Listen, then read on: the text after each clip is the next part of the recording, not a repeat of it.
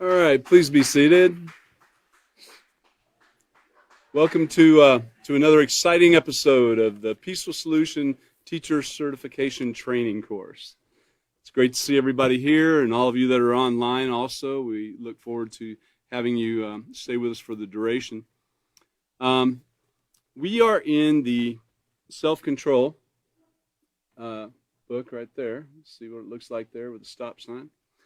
And we'll be reverting back, of course, to the character unit, possibly the acceptance unit from time to time also, as we continue learning about positive moral character. And in fact, this self-control that we're learning about right now is required. I mean, you've got to have it to even to develop positive character. It's a must, you know. It's not a possibly. Self-control is actually the foundation of moral behavior. So what we'd like to do is go ahead and turn on over to page 7. Page 7 in our self-control book. And page 7 is entitled, Why Do I Need to Have Self-Control? So we're going to be kind of going back and forth a little bit in order to make sure that we touch on everything and help bring some things to remembrance. And one thing that we always should do, of course, if you've got your lesson together, and just to point out to you, since you are teachers in training, is that we always look back on the lesson plan and make sure that we're going according to the procedures that are lined out. It is a guide for us to follow. In fact, in procedure number 3, now we're still on page 7, and right now we're finishing up with that just after a little review. But looking at that procedure number 3, we will be starting on page 8 after we finish up with 7 here. And it says to emphasize to students that because self-control is so important to society, it is the first step of character development. Right, it's the foundation. And then it continues on and says, instruct students to read the importance of self-control. Now remember why we went back here and looked at this. Page 5, 6, and 7 isn't actually listed physically in the procedures right here, but it was a continuation of the previous procedure. Another page that you will find that is not actually listed here is when we start on page 8, it kind of jumps to page 10, but page 8 and 9 go together. So let's go ahead back over to page 7. And just to finish up there, in a brief review, why do I need to have self-control? Well, when you can control your thoughts, feelings, and actions, you will make choices that will not cause harm to yourself or others, or property and the environment. In fact, on the previous page, if you look over there on page 6, it talks about what's mine is mine and what's yours is yours. Now, that's about possessions of others and not trespassing on their property. In fact, in your character unit,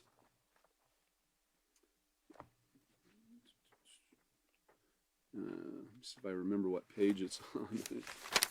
But in your character unit, on page 10 and 11, there's like a whole section right there that's actually titled the same. What's mine is mine and what's yours is yours. And it's talking about moral character in relation to possessions and property.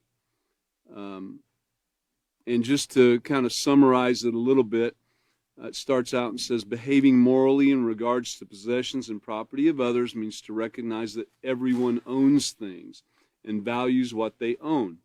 What one person values, another might not, but it's still necessary to respect the possessions of others. And behaving morally, another way to say that is keeping the rules.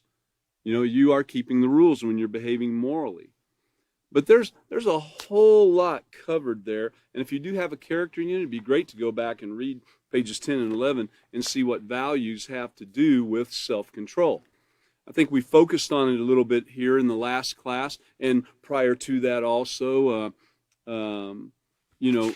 actually at the start of it. Let's see, I think William started out, and then Catan covered a couple of the pages, and then we ended up where we're at now on page 7.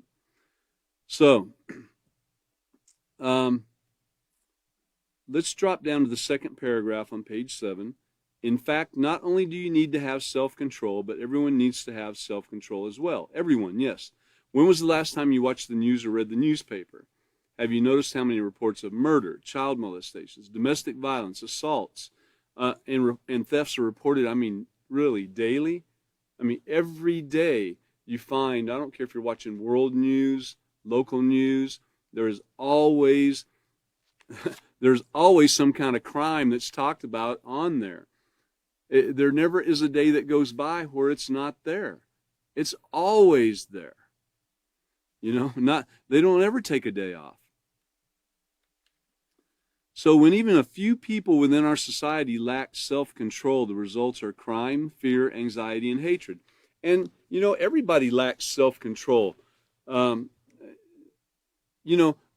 you've been learning the Peaceful Solution Character Education Program, you don't really have a firm grasp of what self-control even is. There's just nobody out there teaching it to the degree that the Peaceful Solution does. And that's why we're here. We're here to learn, and then we want to teach what we've learned. But you must learn it first. Excuse me. So, of course, there's our stop sign. It says stop and think. And I won't go much further on that right now. You'll be introduced to something soon enough. But what are other ways of a lack of self-control, or other ways a lack of self-control affects society today? And, of course, there's many things, divorces, school shootings, STDs, the massive amount that's spent on security in businesses and stores and even homes. Now it's quite common to see the different type of doorbells that have the camera on it, which go directly to your phones, so wherever you're at, you can see who's at your door, and even talk to them through the phone and through the doorbell, through the speaker, and kind of keep an eye on your home. But there's a lot of money spent on that everywhere, all throughout society. It's not just here in the United States. It's all over the world. Creating a worldwide market for those type of products, of course, but there's no safety. Remember, there's no living in peace, true peace and security and safety at this time. Now, a quote at the bottom says, each person is obligated, see that, obligated, to consider how their actions affect others. We want to do that. There's a ripple effect that takes place from our actions, whether it be positive or whether it be negative. It doesn't stop with us, and it doesn't stop with the person, right next to us, or, we don't even know how far down the line it just continues to go. What I say and what I do affects you, myself, everyone around me, and then it affects you, it affects your family, it affects the people you deal with, and then those people too, then whatever affected them by the way you were behaving, then they display to other people. It just keeps on and on and on. You've heard that it runs downhill. Well, that's kind of how it goes. But it's like, just imagine a rock being dropped in the water, and that ripple, it just keeps on going. Okay. So this is why we need self-control, and why each person is obligated to consider how their actions affect others. You should. Let's go ahead and turn on over to page 8. Remember, we just talked about the procedure number 3, and it says that, and we have emphasized that self-control is the first step, the foundation of moral character. Instruct students to read the importance of self-control, found on page 8, and that's what we're fixing to do right now. And we're going to carry on over through page 9 before we go to page 10. So at the top of the page, it says the real test of self-control is what you do when no one is looking. Now, there we go. That's the key right there.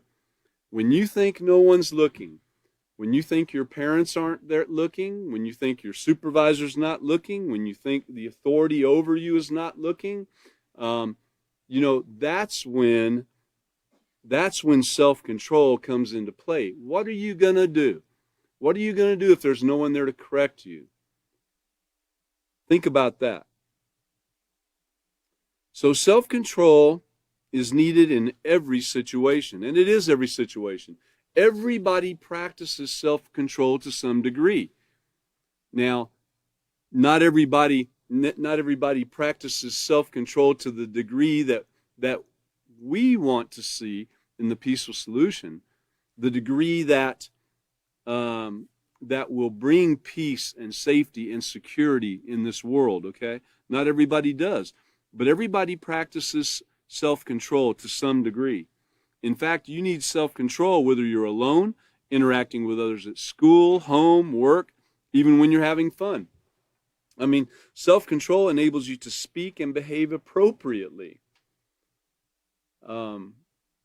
If you were in similar to a class like tonight, all of you out here in front of me are practicing self-control. I don't see any of you jumping up and dancing on the table or throwing books around or shooting spit wads at each other or anything like that. So there's some self-control taking place here.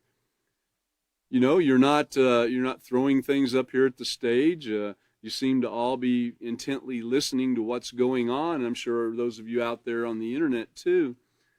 But you are practicing self-control, see? So we just need to do it all the time. That's the key. So self-control enables you to speak and behave appropriately regardless of the choices that are placed before you or the situation that you're in. In fact, self-control is so important that it's probably one of the first character traits that you were taught how to develop. Now think about that for a moment, what it just said. How would that be so? It was probably one of the first character traits that you were taught how to develop. Well, let's take a look. Can you recall your parents reminding you not to touch something because it was hot? Not to run around the room because you could fall? Not to touch someone else's belongings because it wasn't yours? You remember those things? That was teaching you self-control. As a child, it was the job of your parents and teachers to help you to develop self-control by instructing and reminding you about appropriate behavior. And if you look at the little, peace tune character there, the boy's reaching for something and the parent says, "No, sweetie, don't touch that." Then he's running and the parent says, "No, sweetie, don't run in the room. You could trip and hurt yourself." And then he just sits down and says, "Well, what can I do then?" But at least he was obedient, but he was being taught self-control, and hopefully he will remember those things. So he's being taught the way to conduct himself in these situations. So, one of the things that we want to try to do, I just wanted to touch on this, I had a little note here, but one of the things that we always want to try to do, it's just like the parent reminding the child not to touch something because it was hot, or not to touch someone else's belongings because it wasn't theirs. You need to learn to ask. Asking is so very important to get the answer. It's either yes or it's no. And in the peaceful solution, as we go along, we learn that asking is so extremely important, but so is our ability to accept whatever that answer is, whether it be yes or, whether it be no. We just need to accept it. We don't need to try to bully the person into changing their answer from no to yes. We don't need to try to coerce and entice and blackmail or extort the person into changing their answer. We need to accept what their answer is. Some people, have experienced being told no so many times, but obviously not enough. If you get told no enough, and you learn to accept it, then you've achieved something. Usually when a person doesn't like accepting the answer no, it's because they haven't been told no enough. You've got to experience that no plenty of times before you can get to the point to where you appreciate it. And you can think about your own self and how when you're asked something and you tell the person no, you shouldn't have to feel, like embarrassed or that you're doing something wrong or you're going to hurt the person or whatever. You shouldn't need to feel those type of things. You should be comfortable with saying no if that's the answer. I didn't mean to get too far into that, but the old adage out there is, it's easier to ask forgiveness than it is for permission. I mean, that's what they say. I remember being taught that many times. No, we ain't gonna ask. We're just gonna do it, and then we'll ask about it. We'll just tell them we're sorry. But that's what a lack of self-control does. It leads to other things and doing things wrong. All right, so what other instructions are children given to help them develop the positive trait of self-control? And, of course, it says to list 3 on the lines below, which if you've got a book, possibly you've already done that. Possibly you haven't, I don't know. But, what are some of the things? What are some of the other things that you can think? Think about it for just a minute. And jot it down if you want to, if you have a book. But think about the other things that instructions that children are given to help them develop the positive trait of self-control. Of course, I've got the teacher's manual, and there's a few suggestions here too, but adults and children alike, when they can learn to practice the proper tone of voice, using the proper tone of voice with each other. Tones of voice mean a lot. We have a whole chapter coming up about tone of voice and the look on your face and all these things, and how that communication really means a lot more than the words you're even saying sometimes. Also instructing children to take turns. Don't shove, don't push. We encourage children to share, but if it's their possession, then they have the right to say yes or no on if they want to share that item or not. And we need to encourage and develop that, not make them feel like they need to change their answer. I remember in a daycare, the person, forcing someone to share. Like if someone had an item, it could be, a toy or something, or a computer, or, who knows, whatever, but something that they value, and, someone else wanted to use it, and the person, the owner of the property, which could be a child, said no. And so then the daycare, the bully, the one that's trying to change his mind, started crying, and the teacher comes over and says, "What are you crying about?" Like he's the victim, and William won't share with me, and then the teacher yells at William and says, "You share your stuff. You should be sharing," and that's just building it up in the bully's mind. That's just building a bigger bully than what he was already. We need to learn to be able to accept the answer no. And that's part of self-control. That's a big deal, man. Getting told no, you've got to have self-control to really accept that and appreciate it. Some people might accept it and walk off. Well, I'll see if I let you borrow anything or whatever, But if you can accept it and appreciate it, that the person has that right to say yes or no, now you're getting somewhere. That's awesome when that can occur. So let's go on over to page 9, the unlisted page, if you will, in the lesson plan. I just wanted to point that out again, because sometimes you will run across in the lesson plan and the procedures, it won't absolutely say a page, especially if it was a continuation of another page, which obviously this is, And so just keep that in mind. It doesn't mean just skip it and go to, like if we go back, let's go back and look at it in a minute.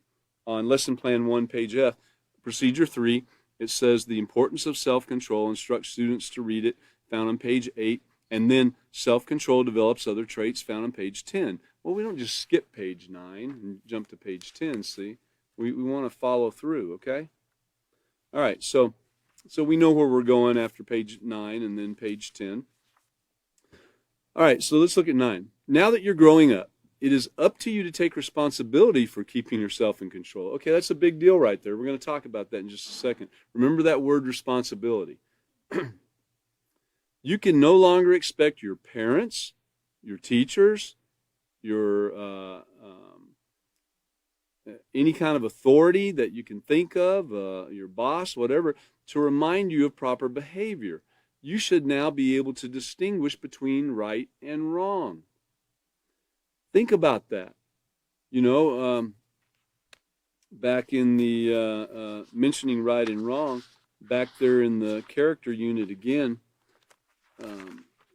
on page 8. On page 8, you know, morals.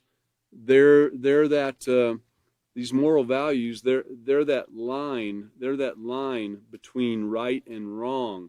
You know, it can be divided into these categories. Of course, the behavior and attitude towards all life, possessions and property, and also the environment. Okay, so remember that picture. Let me show it to you for those of you that might not have a book. But right and wrong, and there's that line in between, right? So you can know the difference between right and wrong, and that's what we're talking about right here. All right, in other words, you are now accountable for. Accountable for? What does that mean? Well, you have knowledge now. Knowledge is power. And then with power, guess what comes with it? You've got to, with power, there comes a responsibility with that power for you to be able to use it properly. Some people gain knowledge and they want to use that against other people so that they can have the upper hand, you know. They manipulate and play games and with the knowledge that they have that the other person might not have, and, you know, getting the upper hand. And that's not the proper way to deal with the knowledge that you have. You have a responsibility to treat others with respect and care and concern. That's your responsibility. So as you gain this knowledge, remember, you do have that responsibility handed to you that goes along with it, and you have to deal with it properly. You have to go back and you have to figure out what's right and wrong when you're using this knowledge, okay? So, in other words, you're now accountable for the decisions you make, how you behave, and how you treat others. Even though you've been developing self-control through the guidance of adults in your life, it's now up to you to determine to practice self-control of your own free will. Now, if you have to be forced, you're not practicing self-control. In fact, you know, it continues and says that, but keep in mind that if you have to be forced or constantly reminded to follow an instruction, let me read that again. Keep in mind that if you have to be forced or constantly reminded to follow an instruction, then you are not practicing self-control. Now, we expect that out of children to some degree. We expect that we're going to have to tell them over and over again. Though we would like to see, when we tell them the first time, we would like to see some obedience. They really need to. But, you know, 2 days down the road, we might have to tell them again.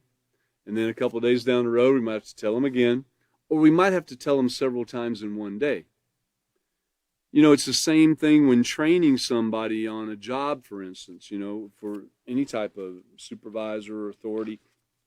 You know, you've got to constantly remind people what the instructions are, you know, and what to follow and how to, like, use the machine, for instance. If the, you know, complicated machine with a bunch of buttons to press, well, they're going to have to hear it and practice it more than once before they get it down right, you know.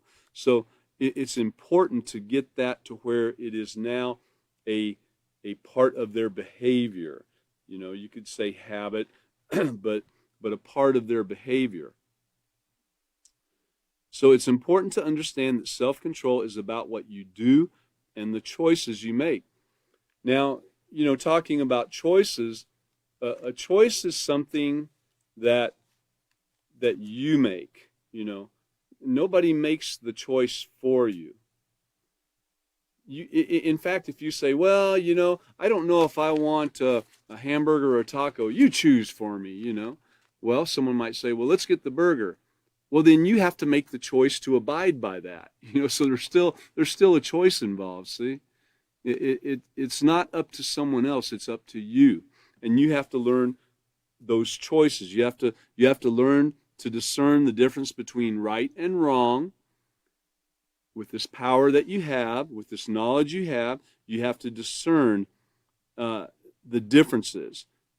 And when you're not under the direct supervision of authority, that says in the book Adults, I put authority there because it could be adults, but it could be another type of authority also.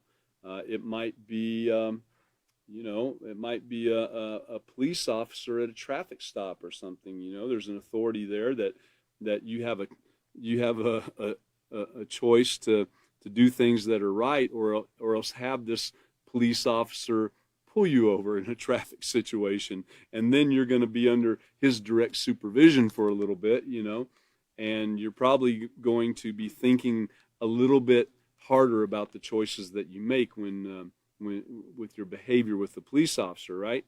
So let me read that again. It's important to understand that self-control is about what you do and the choices you make, especially when you're not under the direct supervision of the adults or authority. It's kind of like going back to the top of page 8 where it says the real test of self-control is what you do when no one is looking. You don't get by with anything. If you think you're doing something because no one sees you, man, I'll tell you, it would be we would all be surprised if we knew exactly how many cameras were out there watching our every move. Even if someone could be halfway across the parking lot and have their camera out taking a picture, and you could be doing something thinking no one is seeing you, and that can be picked up on their phone and then found out at some time in the future. Hey, what's that guy doing there? And they zoom on in. Hey, isn't that, I mean, think about it. Or the times that you're walking in a store, not really paying attention, you're just you're going in to get something real quick and all, and you were on camera when you pulled on the parking lot. You were on camera before you pulled in the parking lot because there was another business nearby that got you on camera. Or the street sign camera, or so in your daily trek, wherever you go, there's people watching all the time. They might not be focused on you at the moment, but they can always pull back up if something occurs and say, hey, here's what's going on here. All right. So self-control must come from within you and must be practiced consistently. That's the thing that we need to do, is learn about consistency with self-control. Because, like I said before, everybody practices self-control to some degree. You practice self-control when you came to the class. You practice self-control when you sat down at the table and didn't make a lot of noise. You practice self-control when you pulled out your book. You practice self-control when you put on your mask. I could go on and on and on. But are we going to continue practicing self-control when nobody is looking? That really is the key, because, like I said, I can look out here right now and see everyone out here, and I would say, everybody's doing a great job practicing self-control. But I don't know what the majority of you are going to do directly after this class, and what you might get into, or if you might get in an argument or something, or might go squealing the tires when you take off, or who knows, I don't know. But remember that when no one's looking, someone really is. But this needs to come from within. You got to choose. You have to choose to want to be right about things, to practice self-control. You got to be willing to guide and direct your thoughts, your feelings, and actions at all times. Is that a hard thing to do? Yes, it is a hard thing to do, I can tell you. And that's why we need to guard. Well, there's a page coming up that says guard your mind, but we've talked about influences a bit to this point. And And we already know that influences have that ability to affect your thoughts, your feelings, and your actions. These influences do. And influences can affect you in a positive manner or in a negative manner. It's what you do with it. Just because there's an influence out there and a negative influence out there doesn't mean that you have to latch onto it and do whatever it is that you're being influenced to do. You can set your mind in advance, and you can guard against that negative influence so that you can make right choices, and you're guiding and directing those thoughts and feelings and actions at all times. That influence, that song that you hear that takes you back, 10 or 15 years or 20 years or whenever to a time when you were doing something that might have some certain place in your memory. It can take you back there like that in just a split second, and then there you are. What are you going to do with that memory that comes up? Are you going to act on it? Or are you going to wallow around in it a little bit? Or are you going to think, oh man, things were so much better then? I was free. I could do what I wanted. Well, when you're practicing self-control, like I said, there's a responsibility that goes with it, so you're no longer free to act a fool with the knowledge that you have. You've got a responsibility. And that's the only reason you're not free to do something with it. You have that responsibility. Yeah, it's almost like it's almost like you're in. I can't say that it's like you're in prison or that you have that you're tied up with a rope around you or something, because then that would be force. It wouldn't be choice.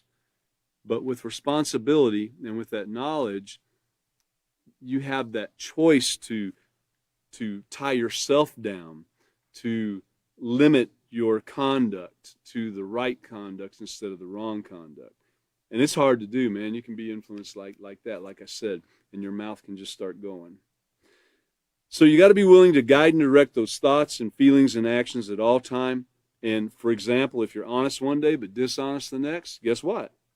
Then you're not consistently practicing self-control to maintain the character trait of honesty, and you will be considered a dishonest person. Enough people will deal with you that they will, share that information and say, he's dishonest, man. Don't go around him. If you're respectful to adults, supervisors, authority, while in their presence, but disrespectful when they're not around, it goes back to the real test of self-control, is what you do when no one's looking. So if you're respectful when they're around, when you're in their presence, but disrespectful when they're not around, then you are not consistently practicing this positive character trait of self-control to maintain the character traits of respect. Consistency and self-control go hand in hand. Well, the word respect back there for just a minute. That word respect is showing true care and concern towards others as you would have them show to you also. If you don't like someone talking about you, don't talk about them. If you don't like someone stealing your belongings, don't steal their belongings. If you don't like somebody spitting on your car, don't spit on their car. If you don't like someone leaning on your car, then don't lean on theirs. If you don't like it, don't do it to someone else. That's the main thing. If we could remember that, man, if we could remember that one thing right there, what a better place it would be to live. Because there would be nobody saying, hey, you know what so-and-so said about me? Or you know what so-and-so said about you? Or, all this fighting and arguing. There would be no fist fights. There would be no knifings. There would be no car thefts. There would be no rapes and kidnapping and on and on and on. There just wouldn't be any, because people would be treating others like they want to be treated. That's such a big deal. So consistency and self-control go hand in hand. And self-control is what you do when no one is watching. There we are again, when no one's watching, when you think no one is around. As you'll see later on in this unit, people who allow themselves to lose self-control even once can find themselves in situations they regret for life. Now, Now, what is losing self-control? You know, um, I like to consider it as rather than losing it, you gave it. You gave it away. You gave the control away to someone else. Yeah, you lost it, but you made a choice to do that. There is no things. Well, you hear about a knee-jerk reaction. Oh, well, I did it and I wasn't thinking. Well, no, that's not true. You're always thinking. I'm jumping ahead a little bit. I mean, our minds are moving, at split seconds so fast. The thoughts are coming into our head, and we're acting on it. Our feelings are being affected by it. Each and every thought that goes in there. And then what we do with it and the action we take is up to us. We have to make that choice. We have to make that choice to knock that thought out of our head. We have to make that choice not to let it affect our emotions. And if it gets that far, then we have to at least make the choice not to let it affect our actions. So the thought might have kicked on the emotions a little bit. But let's back it up. Let's still. You don't have to just let go completely. You don't have to give it away. You don't have to make that choice. Jump on it. Jump on it, man. Get the thoughts under control. Get it all under control. You don't have to be mad. You don't have to yell. You don't have to scream. You don't have to fight. That's a choice you make after you've had the thoughts and the feelings. You don't have to do it. You don't have to talk about someone else. You don't have to say mean, cruel, wicked things about someone else to someone, trying to bring them down and belittle them and tear down their character. That's murder. Murder is what that is. So you actually take their life away, or you're trying to take their life away when you do those things. So as you'll see later on in this unit, people who allow themselves and make that choice to lose self-control, even once, can find themselves in situations they regret for life. Things get back to people, and people have lost jobs, people have lost life, people have lost property, all because of that little thing right there in the middle of your mouth, that tongue. I mean, we've got to learn to control that thing, and that's one of the hardest things there is to control. I've talked to a lot of people that stopped drinking, abusing alcohol, stopped abusing drugs, and many other negative behavior that hurt people all their lives, and they stopped. They stopped. They quit completely and changed their life.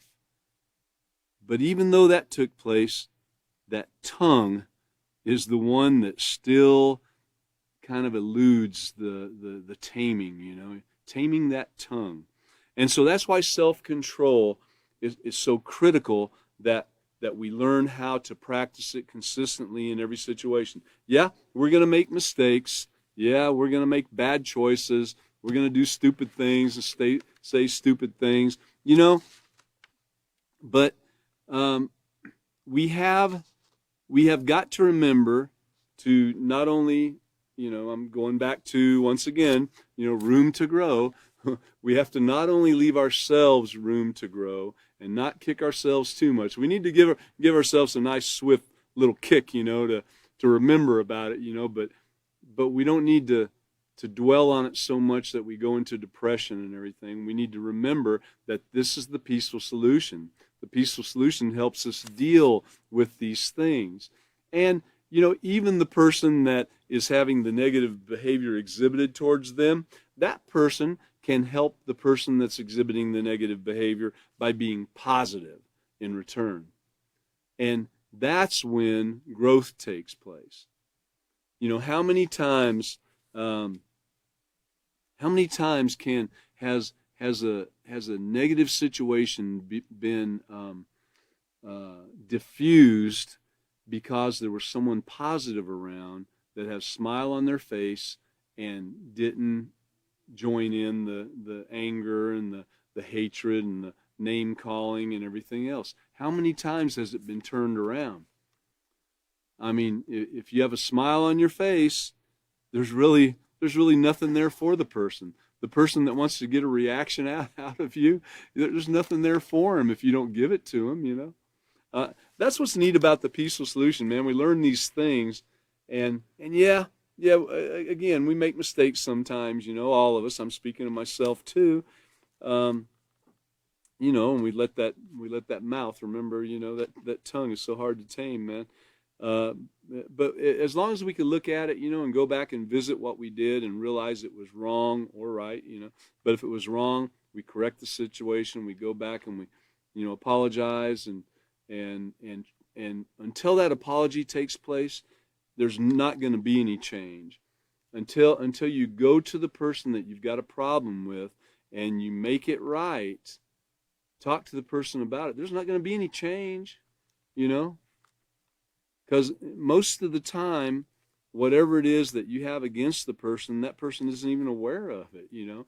You're going along carrying this around with you and causing health problems and everything else, and the other person's just going along every day about their business. You know? And remember, well, you know, in the peaceful solution, we're taught that, you know, holding a grudge against somebody and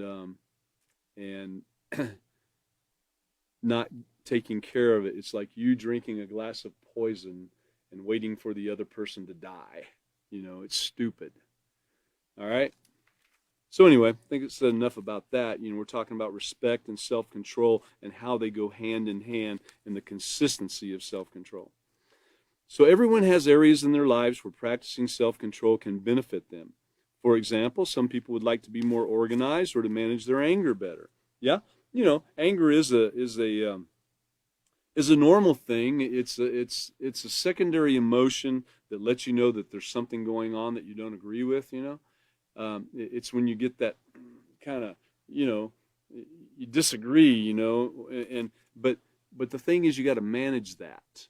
You got to manage that before it turns to some type of, you know, rage or holding a grudge or something like that. You just got to manage it. And that's what the peaceful solution teaches us to do. So it really can benefit us so much in dealing with this anger. You know, it can help us manage other things too. You know, it takes self-control not to overeat. Some people overeat, even though they know they shouldn't. It's bad for their heart. It's bad for their liver. It's bad for their gut. It's bad for their brain. And they just load on, man. Start eating and they load up. And they might not even have the monetary ability to eat that much, but yet, you know, they lose control and they just go for it. It can help us, you know, the peaceful solution can. I see that the suggestion there, it could help us be more organized. You know, I'm still working on that part of it myself even. You know, not that I'm not working on all the other parts too, I am.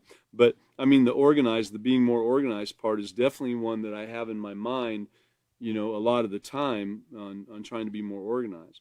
So in what areas of your life can practicing self-control benefit you? And it says list 3 ways on the lines below.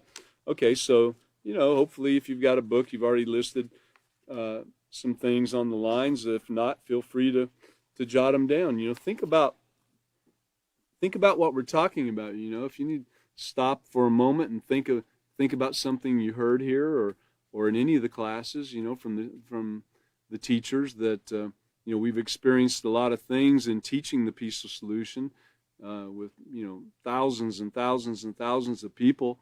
You know, some things we don't even remember until, you know, the right thing snaps in our mind. You know, possibly, you know, someone might have a question or something that triggers that thought in our mind, and we remember something that took place at one of the venues or some of the classes that we've taught, you know, and the interactions. It's really interesting, the things that you learn from the students also.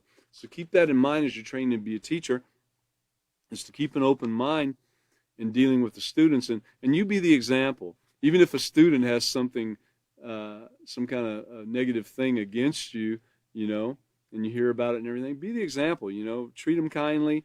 Don't give them any reason to have those thoughts about you. Let's go on to page 10. And remember, we've already looked at our lesson plan, and we're going on to page 10 here. Let's go back to it real quick. Lesson plan 1, page F, procedure 3.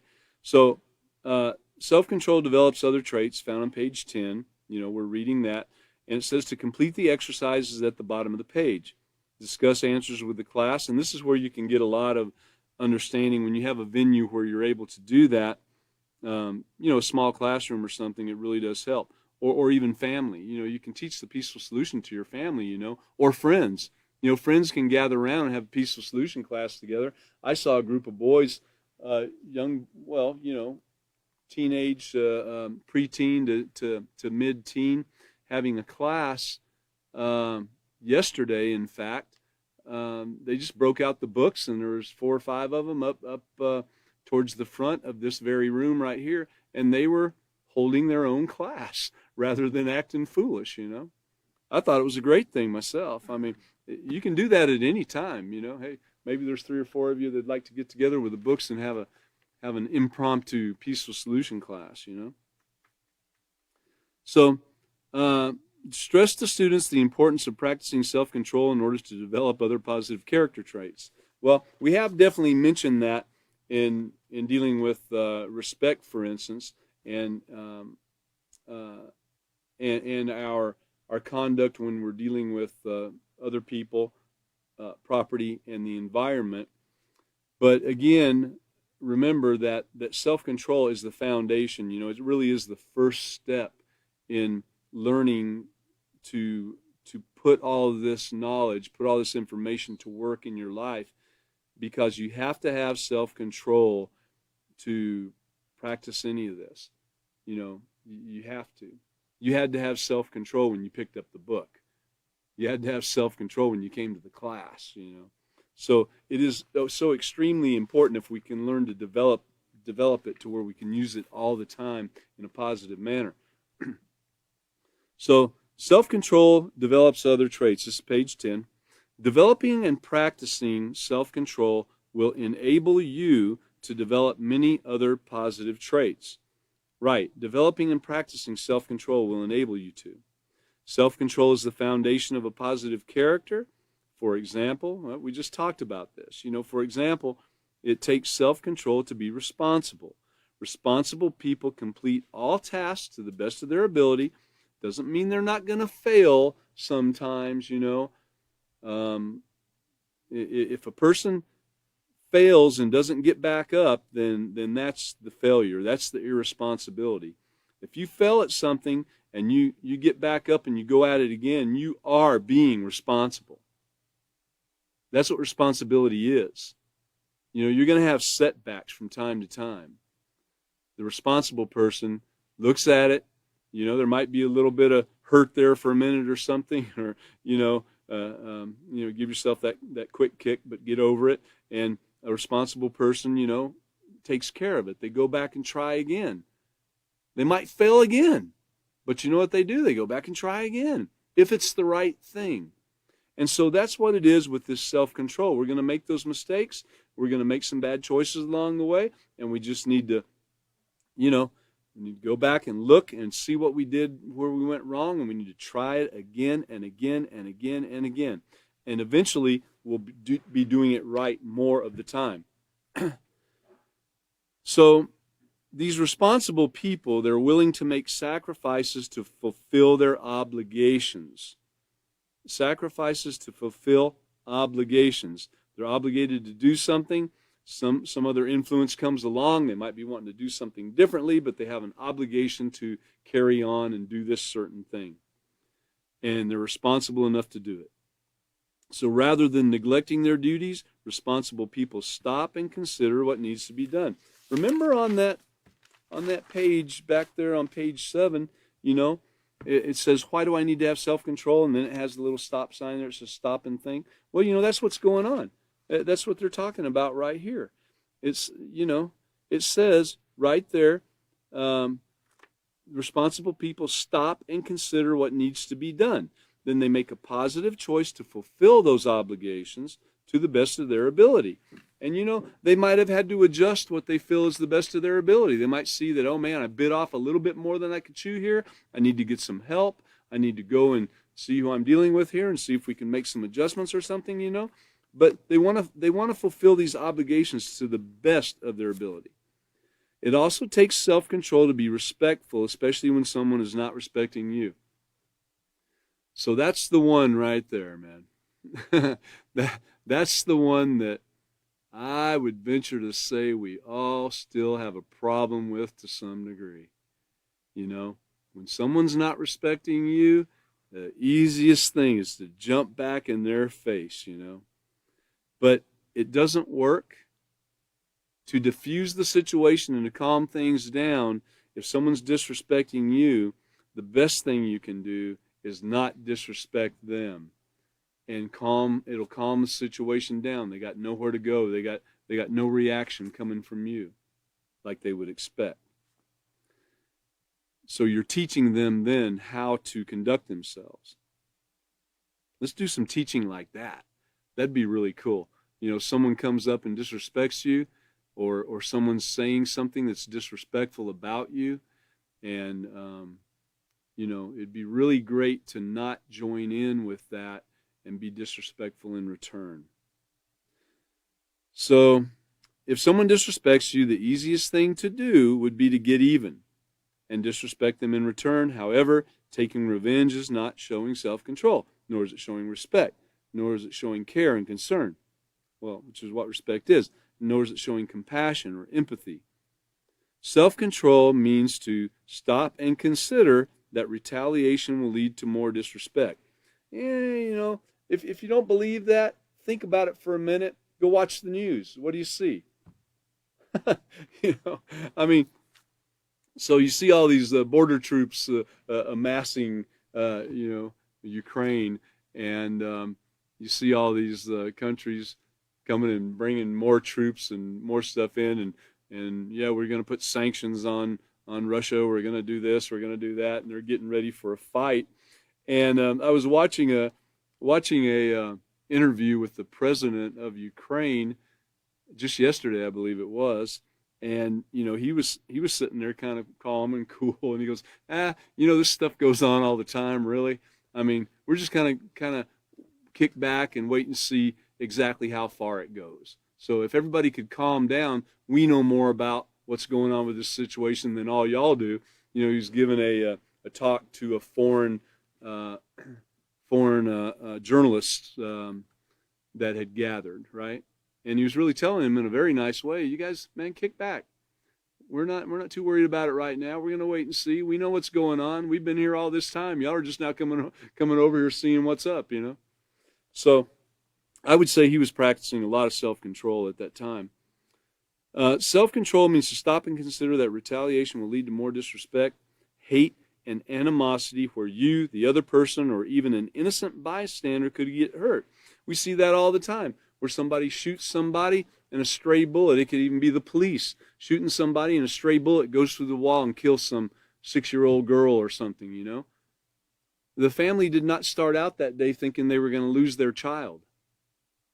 Devastation in people's lives occur because of something like that right there. Can you imagine the family, what they're going to go through for many, many years to come? I mean, people even, you know, take their own lives over things like that. They never can really get over it. They could if they had the peaceful solution, but it would still be a very hard thing. And so you see how that carelessness and the hatred and the wanting to get even or, you know, hurt somebody can go too far. By becoming a person who has self-control, you will be able to consider all of these things and then make a choice not to take revenge. You know, not to take revenge. Not to take revenge. Responsibility and respect are only two of the many character traits that can be developed if you have self-control. Okay, so consider these traits right here. This is really the answer to it. If you want to be able to have that self-control that would allow you to not jump back and take revenge to somebody, not jump back in their face, no matter what they said about you, no matter who they said it in front of, and you're thinking, man, people are going to think this about me now and all this, and if you really want to be able to handle that situation and it never occur again, this is what you need to develop. Consider the traits of compassion, humility, and patience. The character traits of compassion, humility, and patience. The character traits of compassion, humility, and patience. I would venture to say if you had an overabundance of any one of those three things, you could stand up against taking revenge. Or stand down, I should say. How about that? You could stand down in that situation where someone's being very disrespectful to you, and you think that you need to stand up for your rights and stand up and let people know this person's wrong, this is not what's going on, and raise your voice and start all that. Because if you have compassion, look at the bottom of the page there. Compassion. Self-control will help you think of what the other person is going through and think of their needs above your own. You will want to relieve their suffering. So then if you throw some empathy in there and walk a mile in their shoes, you might not know much about that person at the time, but yet you might. You might know a lot about the person that's belittling you and calling you names or making you look small in people's eyes all around or something, If you can practice that compassion and empathy and think about where that person came from and what they've gone through, and then just stand down and realize that, man, shoot, I haven't been through anything like this guy's been through. If he wants to get it off his chest for a minute, okay. I don't like it, but okay. And then look at humility. Self-control will help you to resist the temptation to rise up against authority. Not only a person that is belittling you or something, and you might think the authority is, but some people rise up against authority without any belittling or anything going on. It might be imaginary. Insist on fulfilling only your needs. The temptation to rise up against authority, insisting on fulfilling only your needs, and consider the needs of others. Consider the needs of others. That's what it is. Self-control will help you to resist that temptation of going up against the authority and fulfilling your own needs, but it'll help you consider the needs of others. And then patience. Wow. Okay, patience, another definition of patience is to suffer. Look it up in the dictionary, to suffer. All right? So if that person is belittling you in front of everybody, you now have the opportunity to practice patience. You now have that opportunity to suffer a little bit and throw that empathy and compassion and humility in there, and you can practice that patience. Self-control will help you to maintain your composure and temper when others frustrate you, or, now this says make you angry, but as we know, no one makes you angry. You allow that to take place. You see that there's something there you don't agree with, and you get that initial little bit of anger, that little thing going on, letting you know that you don't agree with it, and then you carry on further than that, but that's you making the choice to do that. Nobody is making you do it, okay? So I'd like to stop right there at the bottom of page 10. Our next class will be starting on page 11, probably with a little bit of review, and that'll be Chris that will be doing that. I think would that be when is our next class? Is it on Sunday? I don't think we're having class this 2-5, 2-6. So okay, so on 2-6 is our next class. Okay, on February 6th is our next class. Got it? 5:30. Everyone be here. It'll be a great class. Chris will be here, giving us some more information. And by the way, that's great, man. Guard your mind right there. He'll have a lot to talk about. So come on and see us. We thank you for being here tonight and look forward to seeing you again. Thank you.